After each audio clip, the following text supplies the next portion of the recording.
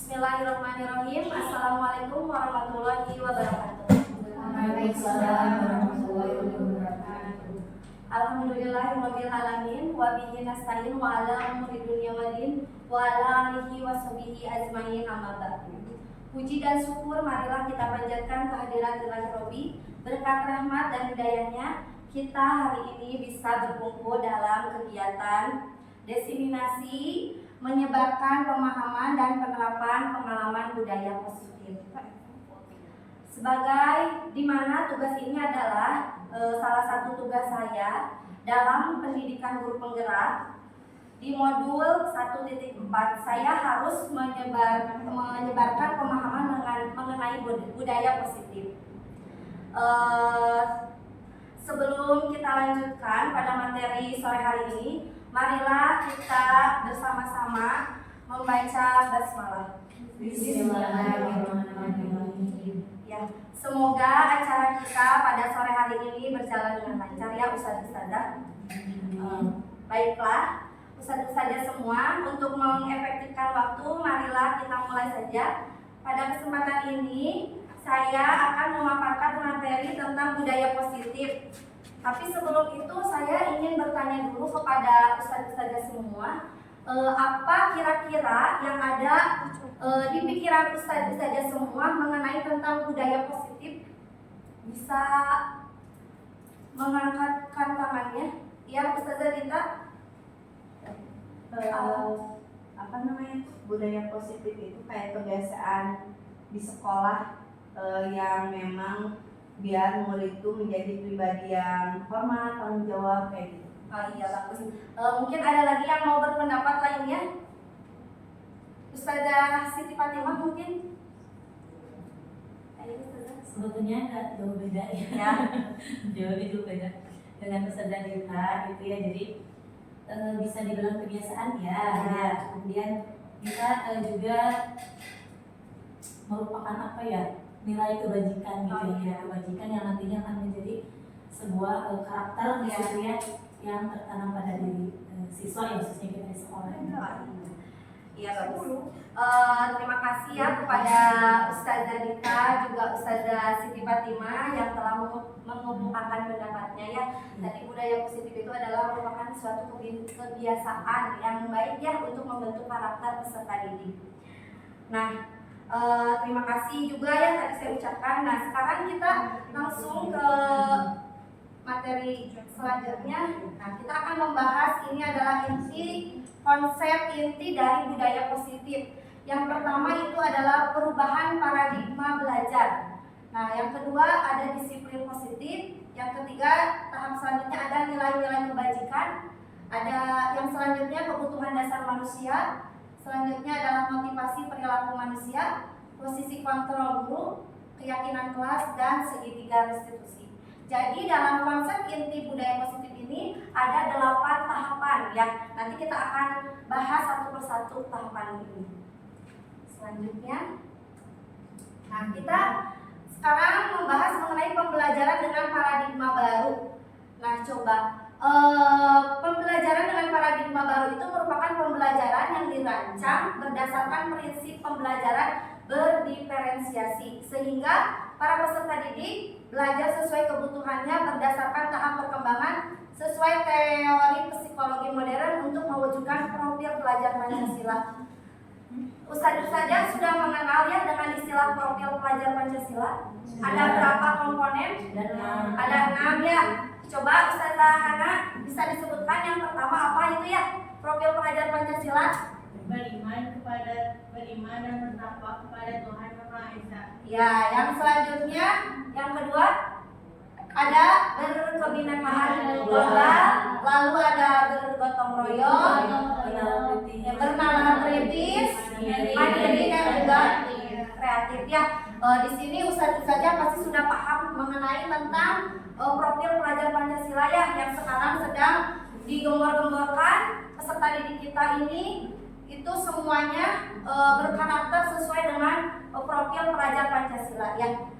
Untuk selanjutnya, nah ini mengenai miskonsepsi tentang teori kontrol. Yang kedua pembahasannya yaitu Teori kontrol di sini ada yang pertama ilusi guru mengontrol murid, yang kedua ilusi bahwa semua penguatan positif efektif dan bermanfaat, yang selanjutnya ilusi bahwa kritik dan membuat rasa bersalah mampu menguatkan karakter, selanjutnya ilusi bahwa orang dewasa berhak memaksa.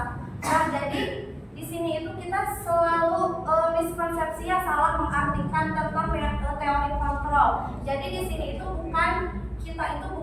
guru itu bukan mengontrol murid ya, tapi kita itu sebagai guru tugasnya adalah mengarahkan atau menuntun ya, menuntun. Jadi kebanyakan di sini itu masih pemahamannya tentang teori kontrol itu, jadi guru itu mengontrol, jadi semua perilaku dan tingkah laku murid itu dikontrol oleh guru. Padahal bukan seperti itu ya, kita sebagai guru itu seharusnya menuntun dan membimbing peserta didik ya untuk menjadi pribadi yang lebih baik lagi ya. Jadi banyak miskonsepsi tentang teori kontrol ini. Nah, untuk selanjutnya mengubah paradigma stimulus respon ke pendekatan teori kontrol. Nah, di sini ada stimulus respon dan juga teori kontrol. Ada stimulus respon yang pertama realitas atau kebutuhan kita bersama. Teori kontrolnya itu realitas kebutuhan kita berbeda-beda. Bisa dilihat ya ustaz-ustaznya semua. Yang kedua, semua orang melihat hal yang sama. Yang keduanya, teori kontrolnya setiap orang memiliki gambaran yang berbeda. Berarti kebalikannya ya cara mengontrolnya. Yang ketiga, kita mencoba mengubah orang agar berpandangan sama dengan kita. Tentu saja kan itu tidak mungkin ya kita mengontrol misalnya peserta didik kita itu harus sama, harus sesuai dengan yang kita inginkan, yang kita cita-citakan. Misalnya anak itu harus kita pengennya anak itu terus, misalnya anak yang ranking peringkat ya, sekarang kan tidak ada peringkat ya, misalnya anak itu di peringkat 1 juta itu terus aja memforsir anak itu untuk terus berada di posisinya saat ini gitu kan, tidak bisa ya. Nah, dalam teori kontrol kita itu harus berusaha memahami pandangan orang lain tentang dunia ya. Jadi kita tidak bisa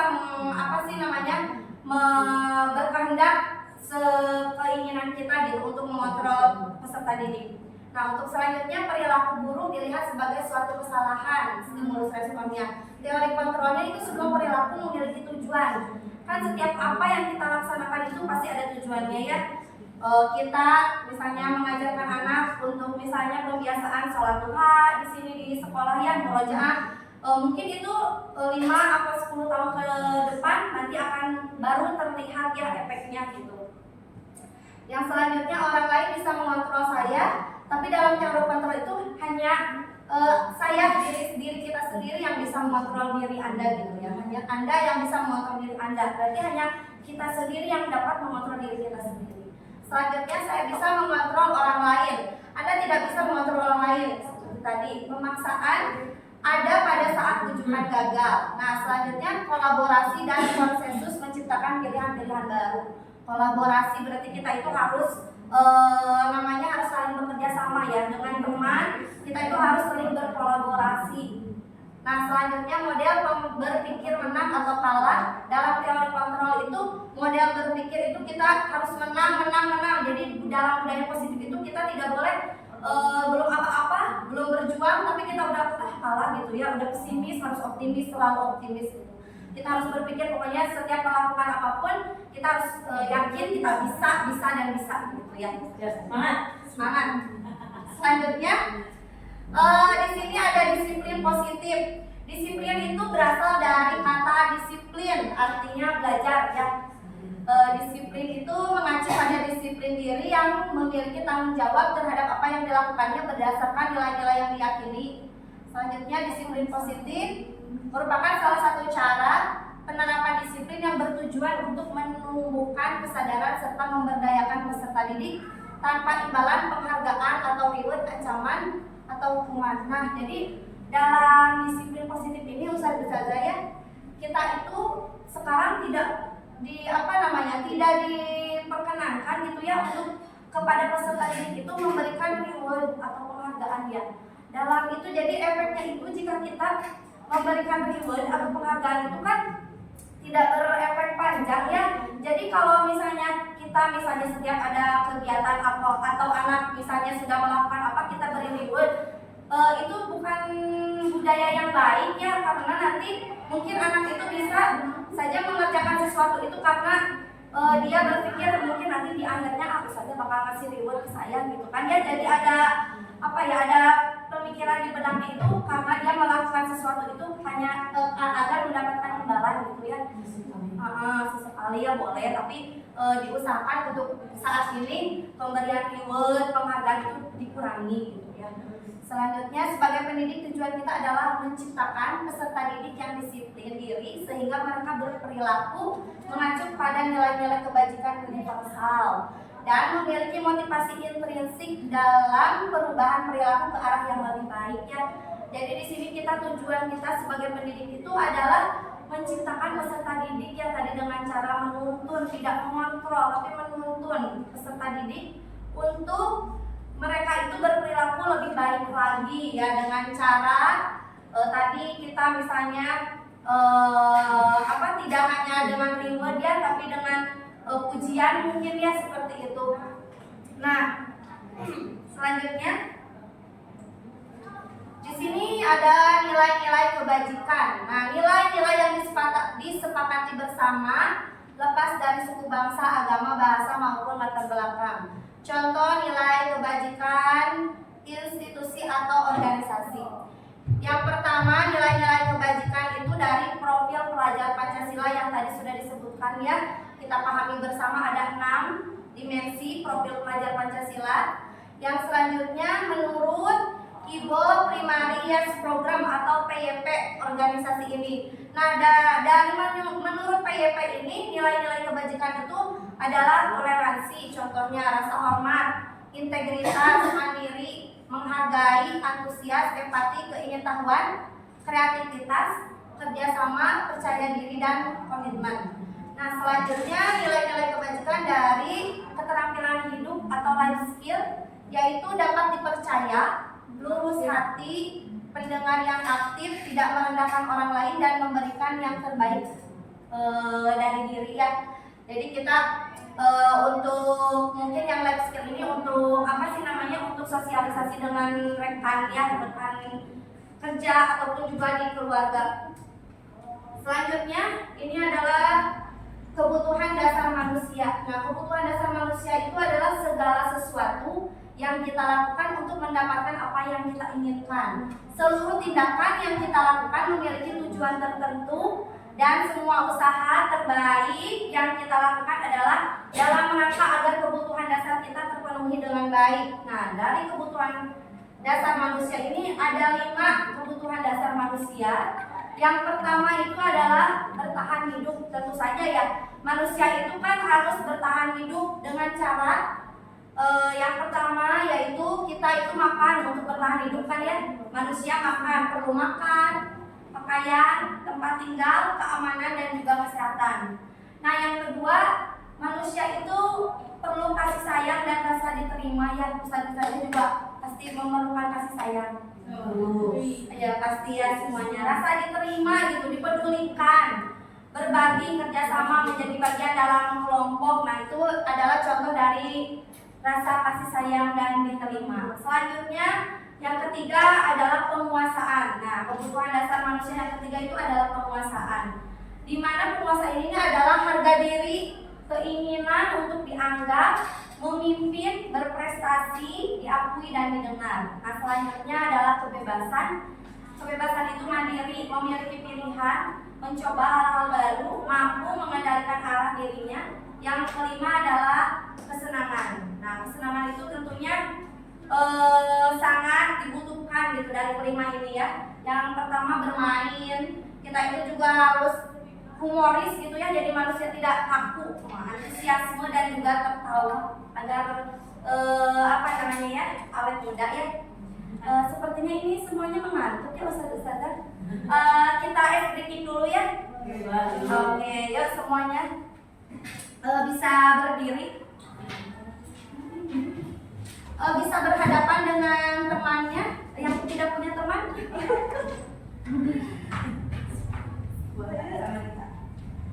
Satu. Ya, berhadapan dengan temannya.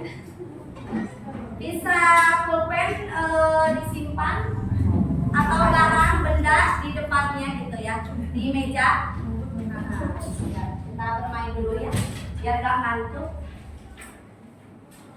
Cluenya lihat, cluenya lihat, lihat apa ya? Lihat, ambil, tangkap. Oke, ya. Ambil ini kalau pegang, ambil. Kalau tangkap berarti diangkat ya. Ya. Lihat, pegang, tangkap, gitu ya. Oke. Lihat, ambil. Ambil ya, belum ambil. Ambil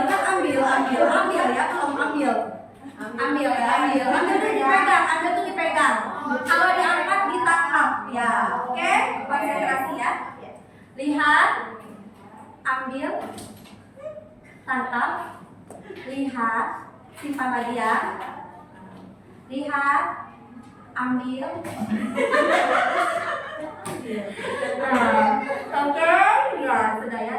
Lihat, ambil, lihat, ambil, lihat, ambil, lihat, ambil, lihat, tangkap.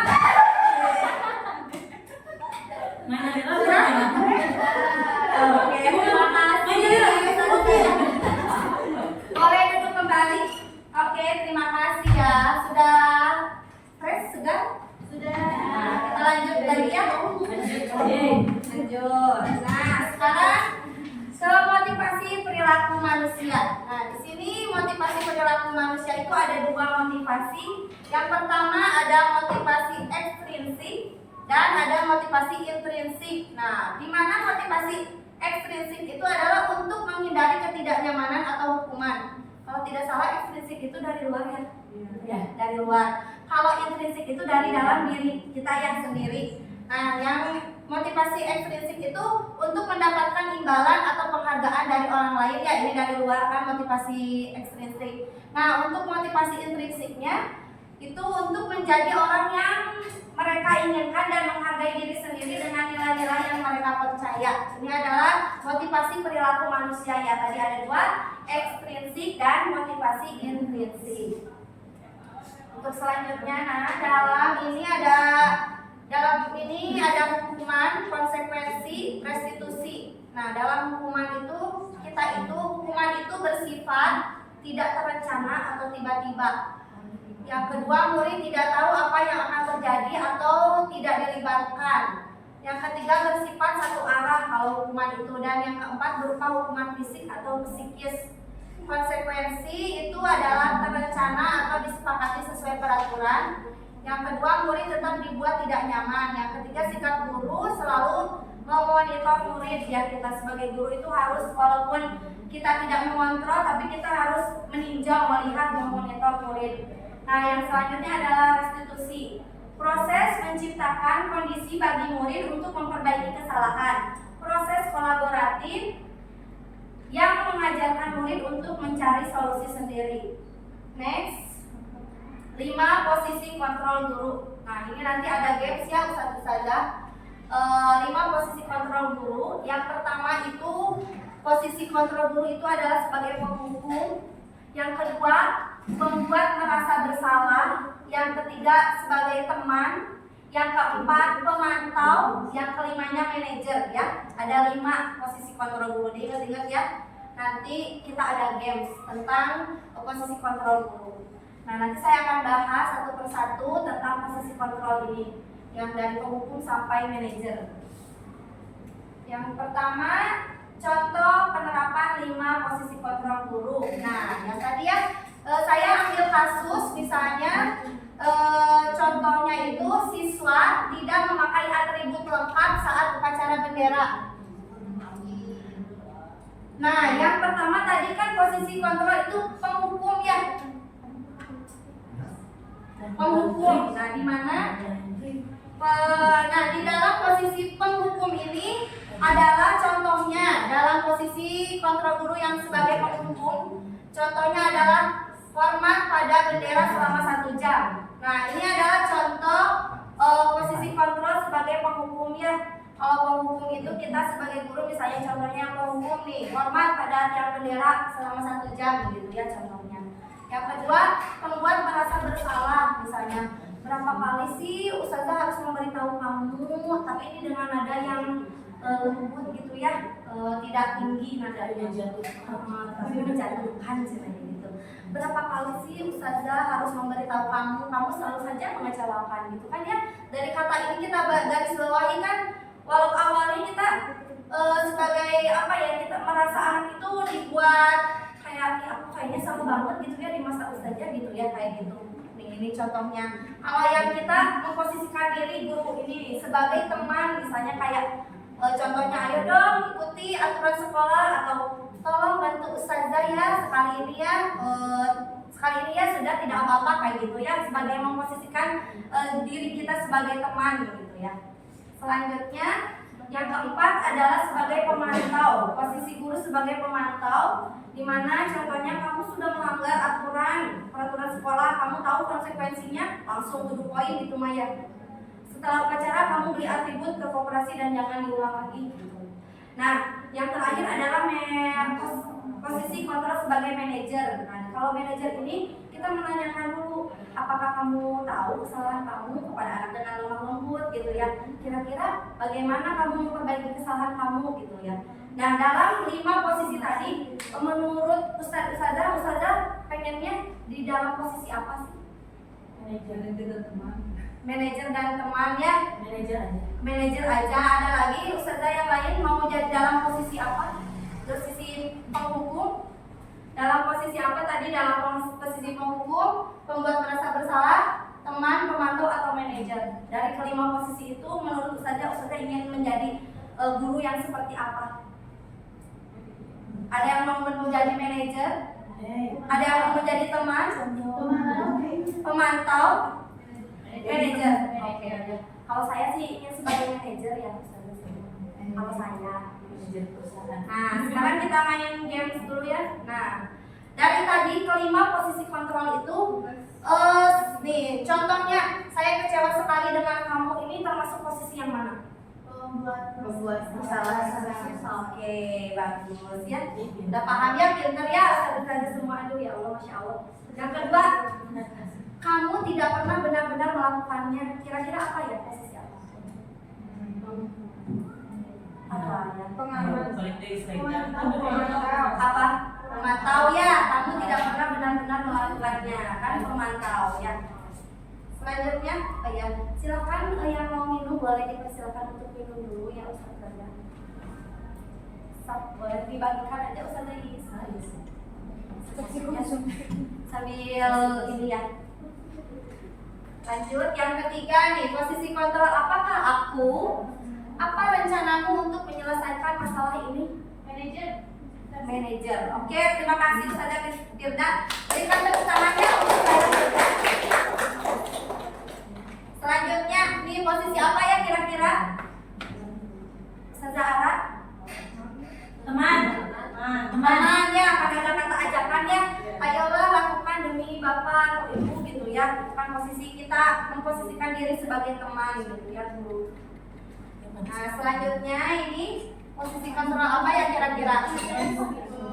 Kamu tidak pernah mendapatkan nilai jika tidak mengerjakan tugas. Apa? Penghukum.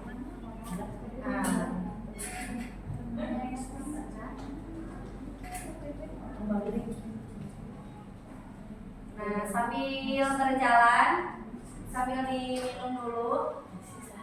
Selanjutnya kita ke keyakinan kelas di sini. Mengapa keyakinan kelas? Mengapa bukan peraturan kelas? Apa ya perbedaannya? Bisa menjelaskan? Kenapa harus keyakinan tidak peraturan kelas? Kalau keyakinan itu biasanya dibuat kesepakatan, jadi asalnya itu dari yang mengusulkan itu murid disepakati oleh semua itu keyakinan kelas. Kalau peraturan kelas itu dibuat oleh atasan atau guru. Oh iya, bagus ya. Terima kasih Ustazah Ara ya. Tepat sekali ya tadi. Kenapa kita itu harus sekarang mengapa harus keyakinan kelas tidak peraturan kelas? Karena kalau keyakinan kelas itu kan kita buat bersama-sama ya dengan murid kita gitu ya. Kalau peraturan kelas itu hanya satu pihak mungkin ya. Kalau peraturan itu kan kita yang sudah tentukan, tidak boleh ini, tidak boleh itu, tidak boleh apa gitu kan. Kalau keyakinan mah kita buat bersama-sama dengan peserta didik kita ya. Jadi dibuatnya bersama-sama dua pihak. Jadi kalau misalnya mungkin anak-anak mau melanggar juga kan mereka yang sudah membuatnya ya. Jadi mereka merasa bertanggung jawab gitu ya jika melanggar aturan itu. Nah selanjutnya nih saya di kelas sudah coba membentuk keyakinan kelas yang mungkin di sini ustadz-ustadznya juga sudah coba ya membuat keyakinan kelasnya masing-masing. Nah di sini itu kalau pembentukan keyakinan kelas itu kan bersifat abstrak ya tadi karena tidak kita yang tentukan kan, anak-anak yang menentukan, kita bersama anak bareng-bareng menentukan ya. Jadi tidak ditentukan oleh kita. Nah yang kedua itu berupa pernyataan universal, berarti menyeluruh luas gitu ya, universal bukan. Nah terus yang ketiga dibuat dalam pernyataan positif ya tadi ya, misalnya sekarang kalau misalnya peraturan itu kan contohnya misalnya tidak boleh membuang sampah sembarangan. Nah itu peraturan atau keyakinan? Peraturan. Kalau keyakinan? Menjaga kebersihan. Hebat, pintar Ustazah Siti Fatimah ya. Itu misalnya menjaga kebersihan ya. Jadi dalam peraturan dan keyakinan itu sudah berbeda jauh ya dari artinya juga gitu ya. Dari kalimatnya juga gitu. Kalau misalnya keyakinan itu kan bersifat positif ya. Kalau peraturan itu lebih ke aturannya sudah dibuat gitu. Yang selanjutnya sedikit saja agar mudah diingat ya yang tadi contohnya misalnya datang ke sekolah tepat waktu gitu kan, bisa ya hanya cukup segitu misalnya disiplin waktu itu artinya sudah datang ke sekolah tepat waktu gitu ya. Nah selanjutnya sesuai dengan kondisi kelas dan sekolah sehingga mudah diterapkan ya, sudah menerapkannya di kelas masing-masing. Selanjutnya semua warga sekolah atau kelas dilibatkan saat membuat keyakinan kelas ya. Sudah buat keyakinan kelas di kelasnya masing-masing? Sudah, bagus. Nah ini adalah contoh saya di kelas 3A membuat keyakinan kelas bersama anak-anak. Untuk selanjutnya yaitu segitiga restitusi. Nah di sini segitiga restitusi itu adalah suatu proses dialog yang dijalankan oleh guru agar menghasilkan murid yang mandiri dan bertanggung jawab. Nah, jadi kan tadi itu kita sebagai guru itu tidak mau guru itu posisi kita sebagai penghukum gitu ya. Penghukum, tapi kita itu dalam menyelesaikan permasalahan bersama anak itu dengan tindakan segitiga restitusi ini. Jadi kita tidak misalnya ke anak, kalau anak berbuat salah, kalau dulu kan kita langsung kamu salah hukum gitu kan ya, memberikan sanksi langsung. Nah tapi sekarang ini kita coba terapkan kepada anak. Jika anak didik kita melakukan kesalahan, kita itu melakukan dengan tahapan segitiga restitusi ini ya. Kita coba nanti belajar. Nah tahapan segitiga restitusi ini yang pertama adalah menstabilkan identitas dulu. Nah sudah itu validasi tindakan yang salah. Selanjutnya menanyakan keyakinan. Nah contohnya menstabilkan identitas itu artinya berdasarkan prinsip membuat kesalahan adalah bagian dari proses pembelajaran. Jadi kita itu menstabilkan, misalnya anak berbuat salah, kita bertanya kepada anak misalnya, kamu tahu nggak nak kenapa kamu saja panggil misalnya ya, tanyakan dulu seperti itu. Nah terus juga nanti dalam tahap menstabilkan identitas itu juga contohnya nih berbuat salah itu wajar, misalnya kalau anak misalnya contohnya tidak memakai misalnya hari Senin memakai sepatunya kan harusnya hitam, ini putih misalnya ya, nggak apa-apa, bisa tidak apa-apa, kamu juga memakai sepatu itu, tapi lain kali diingatkan gitu ya, tidak harus kamu kan harusnya sekarang itu sepatunya hitam gitu, harusnya tidak seperti itu gitu ya. Nah dalam tahapan segitiga restitusi itu kita harus yang pertama itu menstabilkan dulu identitas apa inti dari permasalahan ini, bertanya dulu ke anaknya. Terus yang kedua validasi. Nah baru kita bertanya nih, misalnya berdasarkan prinsip setiap perilaku berupaya memenuhi suatu kebutuhan tertentu. Misalnya contohnya Dengan kata kamu pasti punya alasan mengapa kamu melakukan itu gitu ya. Dengan pertanyaan yang seperti ini contoh-contohnya bisa dilakukan dalam validasi tindakan, padahal kamu bisa melakukannya yang lebih baru dari ini ya, misalnya contohnya seperti itu. Yang ketiga, nih tahapan yang terakhir adalah menanyakan keyakinan. Kan tadi katanya anak sudah melanggar aturan ya, tapi kan kita punya keyakinan kelas, kita kembalikan lagi kepada anak gitu. Misalnya anak yang tadi contohnya tidak memakai sepatu warna hitam ya di hari Senin misalnya, kita tanyakan lagi. Nah, misalnya keyakinan kita kan sudah buat keyakinan kelas. Nah, menurut dari keyakinan ini misalnya apa sih kesalahan apa yang telah kamu perbuat gitu kan ya, dalam keyakinan kelas ini mana sih yang apa sih namanya yang berkaitan dengan keyakinan kelas kita, misalnya oh ya ustazah disiplin misalnya kan ya, tadi contohnya yang harusnya memakai sepatu warna hitam tapi anaknya memakai sepatu warna putih gitu. Seperti itu. Lanjut ke ini ada contohnya.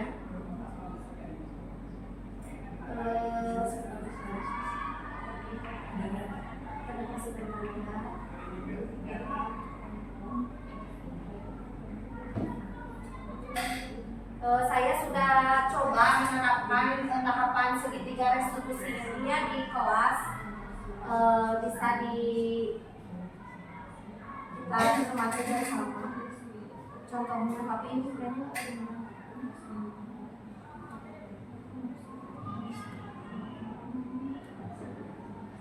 nggak kedengeran ya.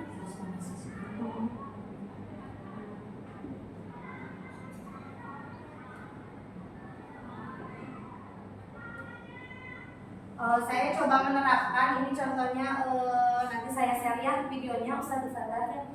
Bisa untuk referensi juga gitu, penerapan segitiga restitusi untuk anak jika anak melakukan kesalahan dengan penerapan segitiga restitusi ya. Selanjutnya, nah dari tadi 8 langkah budaya positif ini nih kita simpulkan. Dalam penerapan program disiplin positif, hendaknya guru memiliki standar kepribadian, profesi, dan sosial yang baik, di mana guru mampu merefleksikan dirinya dalam posisi kontrol saat ini. Bagaimana perjalanan dirinya sebagai among atau manajer ya, tadi kita memposisikan diri kita itu harus sebagai manajer ya, seorang guru itu harus sebagai manajer. Nah, yang menuntun murid-muridnya menjadi insan yang mandiri, merdeka dan bertanggung jawab menurut standar nasional pendidikan. Sudah ada ya. Sedikit lagi kita lanjutkan saja ya. Sudah mungkin itu saja yang bisa saya sampaikan. Apakah Ustazah ada yang ingin ditanyakan sebelum kita tutup sesi diskusi ini?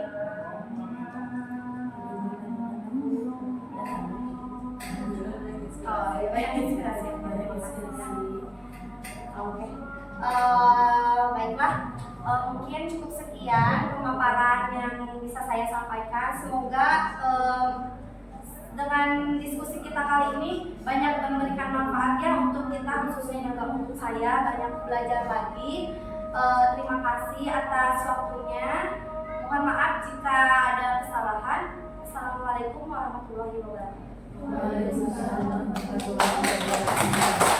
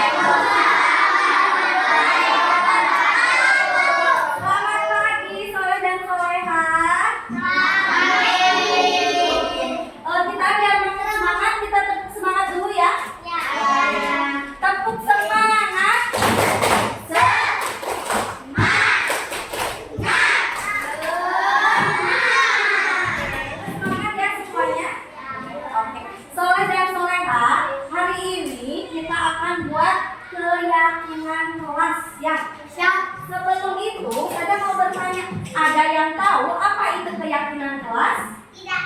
Coba siapa yang mau? Aku. Ayo apa? Peradilan. Peradilan, Atta bagus. Terus siapa lagi? Ayo Ali apa?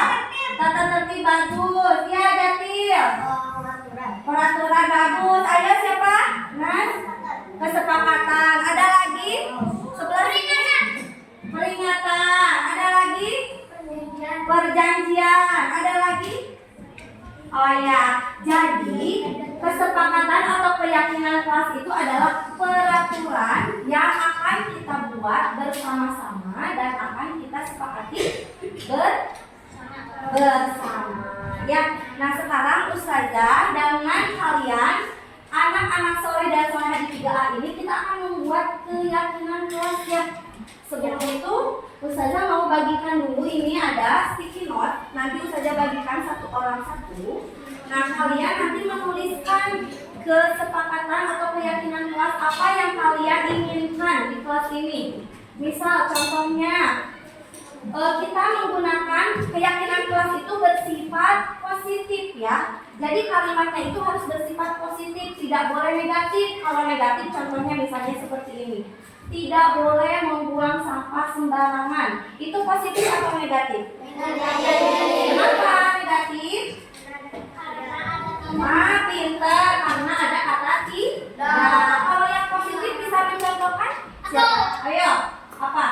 Harus membuang sampah pada tempatnya. Pintar, harus membuang sampah pada tempatnya. Apalagi contohnya? Disiplin. Apalagi? Menghormati. Apalagi? Harus datang tepat waktu. Nah, seperti itu ya. Paham? Nah, sekarang saja bagikan. Kalian nanti menulis satu keyakinan kelas yang kalian inginkan di kelas ini. Apa sih yang kalian inginkan? Kalian tuliskan di sini. Setelah selesai menuliskan, nanti kalian tempel di papan yang sudah Ustazah sediakan ya. Di sini, paham? Boleh dibagikan ke kelompoknya masing-masing, satu orang satu.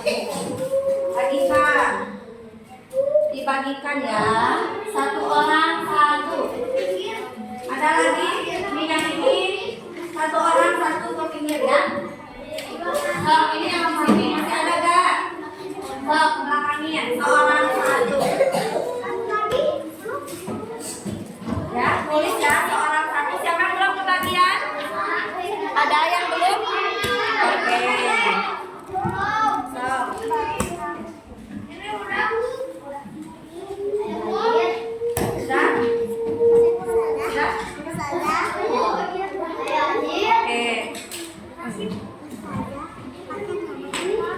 Boleh pakai nama. Oh ya, boleh pakai nama.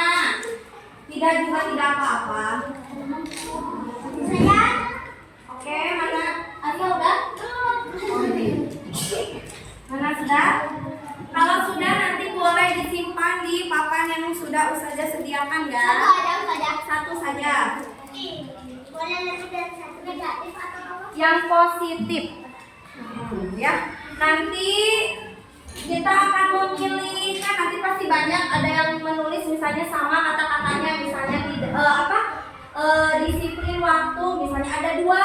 Kalau ada dua kita ambil salah satu ya. Nanti kita pilih mana kesepakatannya. Tidak, kan di sini ada 31 siswa, tidak mungkin kan keyakinan kelasnya itu ada 31 ya. Yang sama artinya kita akan pilih, kita akan rangkum menjadi keyakinan kelas yang sangat sederhana tapi semua bisa mengikuti. Sok, boleh sama. Boleh kasih deklarasi. Boleh, sok.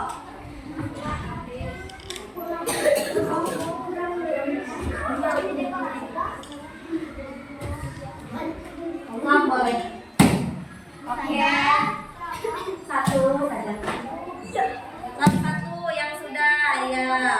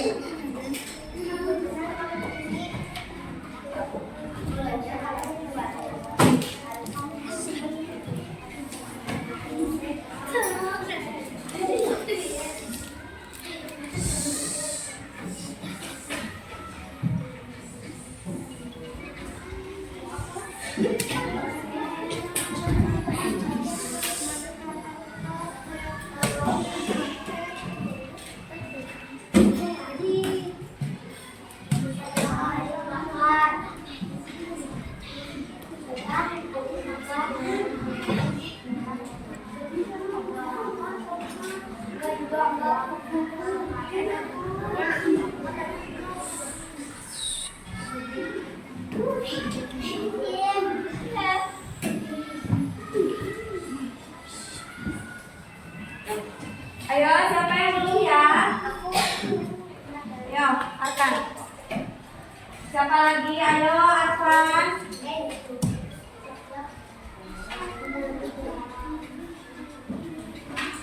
Ayo, Arkan. Siapa lagi? Intan.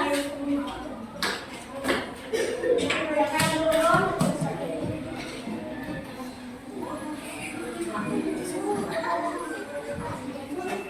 Oke, di sini kan sudah ada yang sambil menunggu yang belum, saja bacakan ya. Di sini ada yang menulis buang sampah pada tempatnya. Terus ini apa? Melaksanakan piket. Katanya apa ini? Tidak boleh berisik, ada kata tidaknya.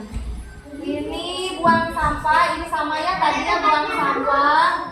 Ini disiplin. Kita kategorikan dulu yang disiplin. Ini saling menghormati, yang disiplin saling menghormati itu bisa sama ya. Bersikap sopan santun, ini saling menghormati. Ini disiplin. Disiplin. Datang tepat waktu ya, masuknya ke disiplin.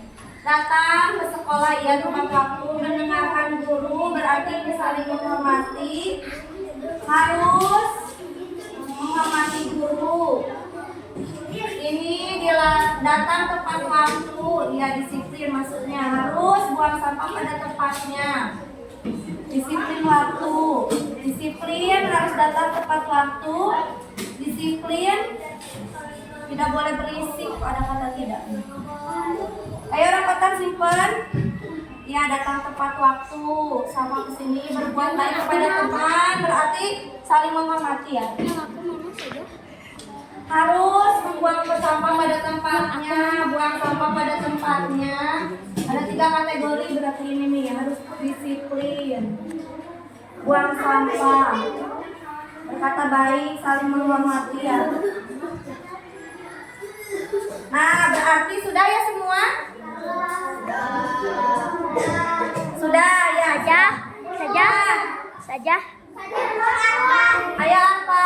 Satu lagi. Saja.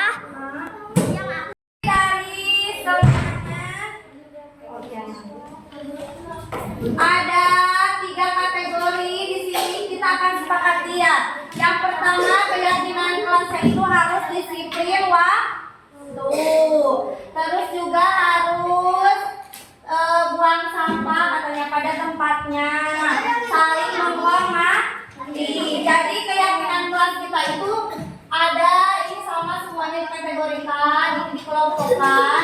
Yang pertama harus saling menghargai dan saling menghormati. Yang kedua harus disiplin waktu. Yang ketiganya harus ini apa? Buanglah sampah pada tempatnya. Dan ini buang sampah pada tempatnya. Yang menjaga kebersihan. Sepakat semuanya? Sepakat ya? Oke, jadi keyakinan kelas 3A ini ada 3 kelompok yang tadi sudah saya sebutkan ya. Sepakat? Nah, sekarang kita sepakat semua. Tepuk tangan 1 kali semuanya ya. 1, 2, 3. Sudah sepakat ya? Oke, terima kasih. Jadi nanti kita laksanakan biar ini sesuai dengan kesepakatan kita ya.